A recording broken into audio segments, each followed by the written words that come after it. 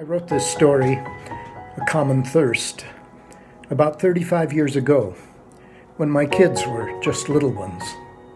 And now, with 5 grandchildren, I'm finally developing the story into my first picture book. Through 50 years of teaching and writing about making good decisions, I'm convinced that we need to teach our kids and grandkids about the commons, that the earth and life itself can only be maintained if we're in this together. Different cultures, religions, traditions, countries, but all sharing a common thirst, a common life. That's the message behind this story, and one that seems more important than ever right now. Here's how the story starts.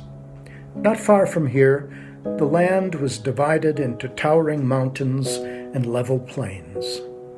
Sure-footed goats ruled the mountains, where snowfall melted into streams that rushed down the slopes, giving the goats all the water they needed. The plains were ruled by gentle sheep. They were never thirsty because rain fell on the plains, making meandering creeks. But one year, no snow fell, and not a single rain cloud filled the sky. The stream beds turned bone dry, no green shoots or grasses grew. The thirsty, hungry goats gathered around their wise king, who listened to their grumblings.